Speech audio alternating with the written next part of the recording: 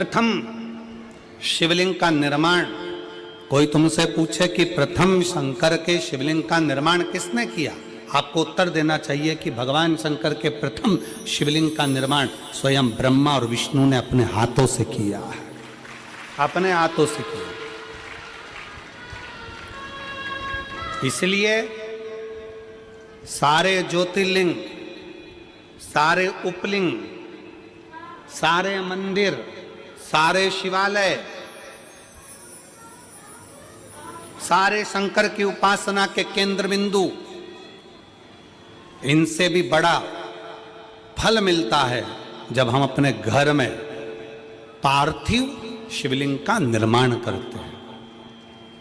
घर में मिट्टी से जो हम पार्थिव शिवलिंग महीने में एक बार, महीने 2 महीने में, 4 महीने में, 6 महीने में, 8 महीने में, 10 महीने में, 12 महीने में आप जो एक बार पार्थिव शिवलिंग का निर्माण करते हो, उसका फल क्या है, क्या फल प्राप्त होता है?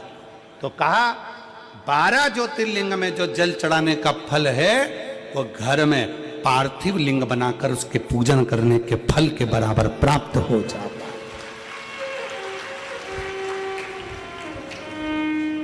साल में एक बार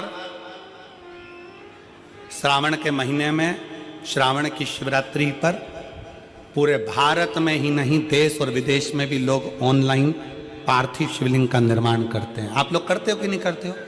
हाथ उठाओ जरा, कौन कौन करता है? सब करते हो? रखो रखो, वापिस रखो। पार्थिव शिवलिंग का निर्माण करते हैं, उसका पूजन करते हैं, आराधना करते हैं। अब हम आपसे पूछें, जब से आपने श्रावण का शिवलिंग बनाना प्रारंभ करा, जब से आपने शिव महापुराण की कथा सुनना प्रारंभ करी, जब से आपने भगवान शंकर के मंदिर में 1 लोटा जल चढ़ाना प्रारंभ करा, वो दिन और उसके पहले के दिन दोनों निकाल लो। जो पहले के दिन थे वो बड़े कष्ट के निकलते थे। जब से शंकर जी के मंदिर जाना, शिवलिंग बनाना साल में एक बार और शिव पुराण की कथा सुनना प्रारंभ करी, तब से मेरे बाबा ने तुम्हारा हाथ पकड़ना प्रारंभ किया, तुम्हें आगे बढ़ाना प्रारंभ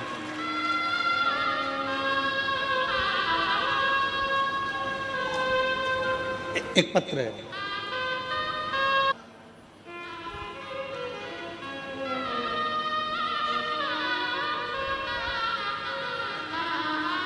ब्रह्मा और विष्णु ने मिलकर भगवान शंकर के शिवलिंग का प्रागट्य करा। सबसे पहला शिवलिंग भगवान ब्रह्मा और भगवान विष्णु ने प्रकट किया।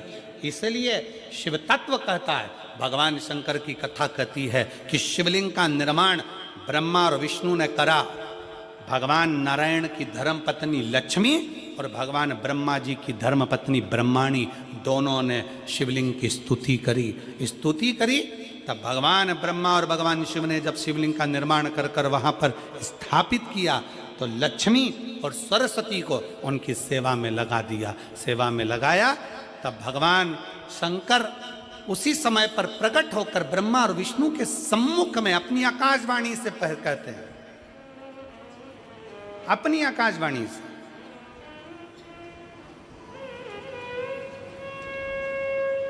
कि हे नारायण, आपने अपनी लक्ष्मी को हमारी सेवा में रखा, ब्रह्मा आपने ब्रह्माणी को हमारी सेवा में रखा, उसका क्रम क्या है? तो भगवान नारायण कहते हैं कि जिसके घर में शंकर का शिवलिंग होगा, जिसके घर के अंदर शंकर का शिवलिंग होगा, जो शंकर के शिवलिंग पर 1 लोटा जल चढ़ाने के लिए मंदिर जाएगा, जो कभी भगवान शंकर की भक्ति में डूबा होगा, तो उसके घर में 2 देवियां सदा के लिए विराजमान होगी। पहले नंबर पर लक्ष्मी और दूसरे नंबर पर सरस्वती, हमेशा हमेशा के लिए विराजमान। लक्ष्मी भी होगी और सरस्वती भी होगी।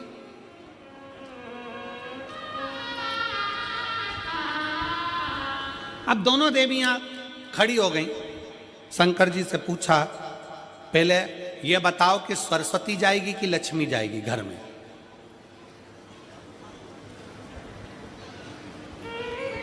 हमने रायपुर की कथा में कहा था, पुरुष की आदत रहती है वो एक कान से सुनता है, दूसरे कान से निकाल देता है, और माताओं की आदत रहती है दोनों कान से सुनती हैं और मुंह से निकाल देती है,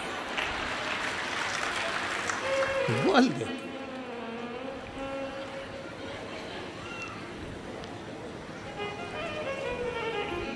शिव महापुराण में भगवान शंकर वर्णन करते हैं ब्रह्मा और भगवान नारायण की साक्षी में, जिसके घर में शिवलिंग होगा, जो शंकर के मंदिर में एक लोटा जल चढ़ाने के लिए जाएगा, जो शिव महापुराण की कथा को श्रवण करने के लिए जाएगा, उसके घर में दोनों देवियां एक साथ कदम रखकर प्रवेश कर जाएगी। सरस्वती का कदम पड़ेगा, बुद्धि आएगी, विवेक आएगा, और फिर लक्ष्मी का कदम पड़ा तो लक्ष्मी उसके घर में श्रेष्ठता के साथ निवास करेगी।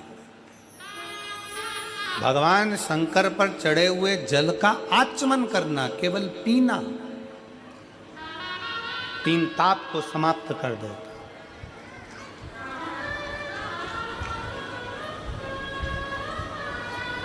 चाहे वो कायिक हो, वाचिक हो, मानसिक हो, कैसा भी ताप।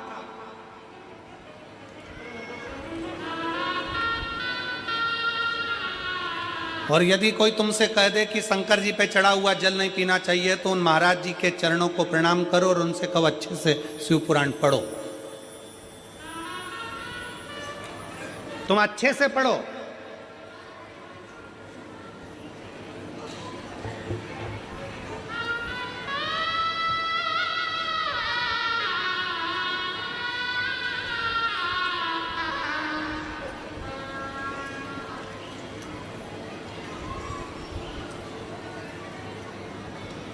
आज एक बात हाले कोसा की इस भूमि से कहना चाहूँगा, हो सकता है कि कई लोगों को काली मिर्ची लग जाए,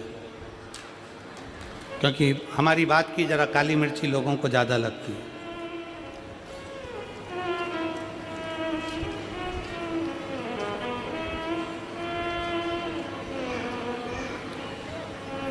कई मिशनरी वालों ने, कई बोलने वालों को तैयार किया है, क्योंकि अब उनको मालूम है कि पूरे भारत में गांव-गांव में शंकर जी की पूजन चालू हो गई है, वापिस सनातन धर्म जागृत हो गया और अब ये टूट नहीं रहा।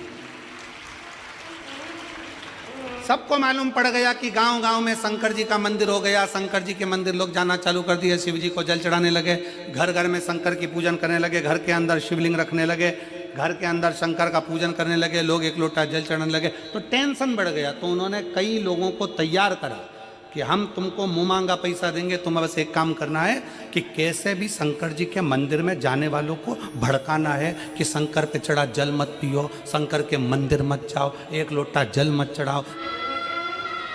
और जो तुमको ऐसा विवेक दे, बुद्धि दे कि शंकर पे चढ़ा हुआ जल नहीं पीना चाहिए, उसको शिव महापुराण गीता प्रेस गोरखपुर की उठाओ, विद्येश्वर संहिता पढ़ाओ।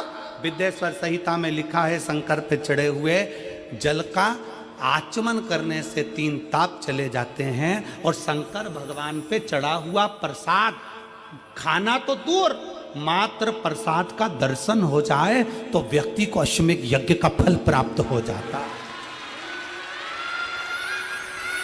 शंकर भगवान का प्रसाद खाना तो बहुत दूर, शंकर जी पे चढ़े हुए प्रसाद का मात्र दर्शन हो जाए तो व्यक्ति को यज्ञ अश्वमेध यज्ञ का फल प्राप्त हो जाता है।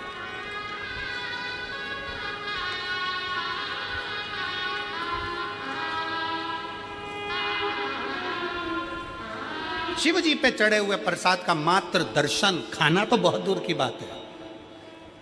सारे देवताओं का प्रसाद रात भर रखा सकता है, सारे देवताओं का प्रसाद 2 दिन, 5 दिन, 6 दिन बाद खा सकते हो, 8 दिन बाद खा सकते हो। शंकर जी के प्रसाद का तो इतना महत्व है कि शिव जी का प्रसाद पूरी रात भी नहीं रखा था, शंकर जी के चढ़े हुए प्रसाद को तो रात से पहले खाना पड़ता है। ये 16 सोमवार के उद्यापन में लिखा है।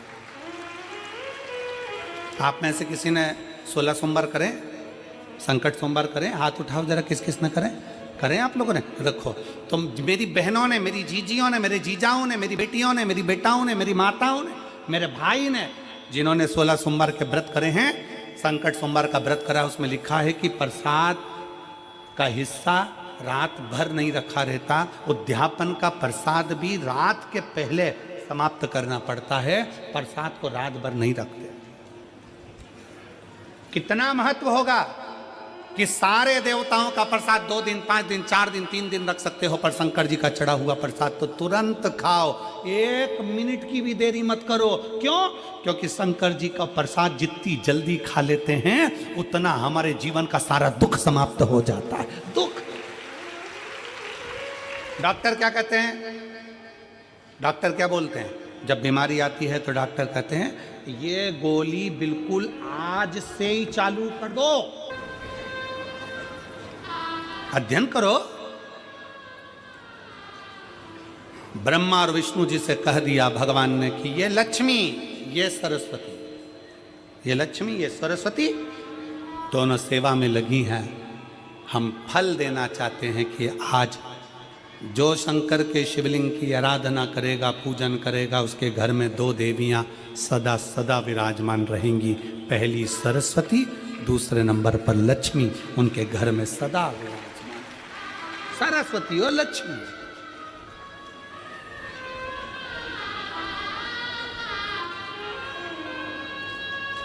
एक देवी का फूल होता है,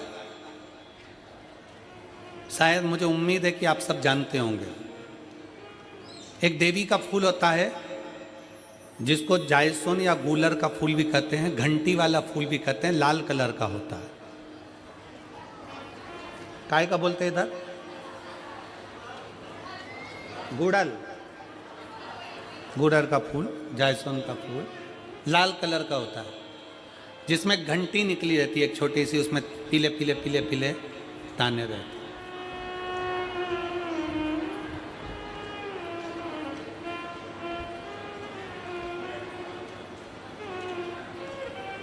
अगर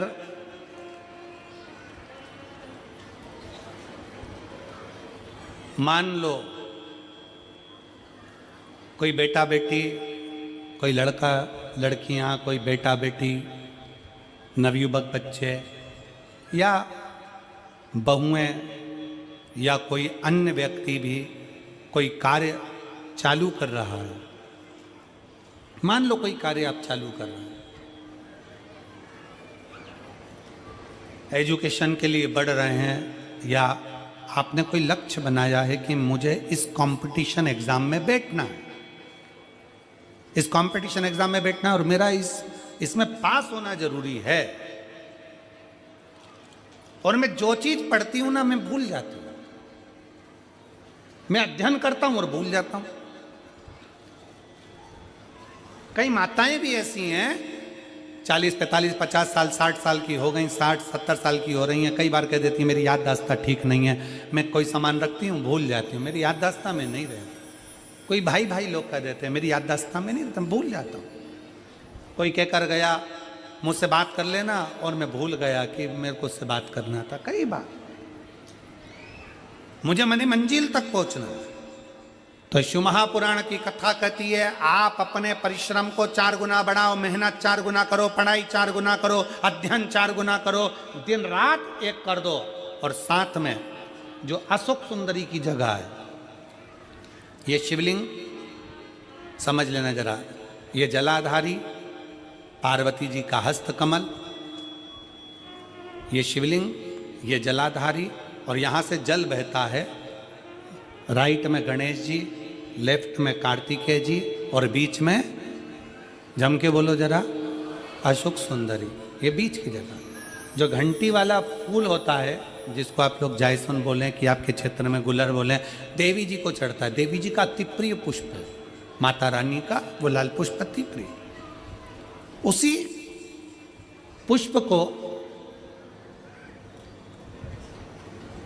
ये बेलपत्र की जो डंडी होती है, बेलपत्र की जो डंडी का भाग होता है, उस घंटी का भाग उसी डंडी की ओर होना चाहिए।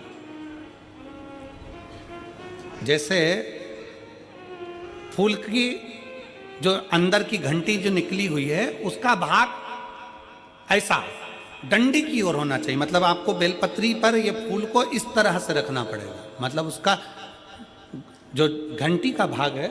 हाँ लाइए फूल लाओ, जेरा फूल, फूल मिल गया वो।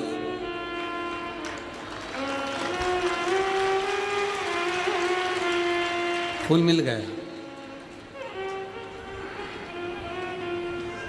भारत में फूल जल्दी मिल भी जाता है, मिल गया। अब ये फूल और इस फूल की जो घंटी का भाग है वो इस डंडी की ओर हो, महाराज डंडी के साइड।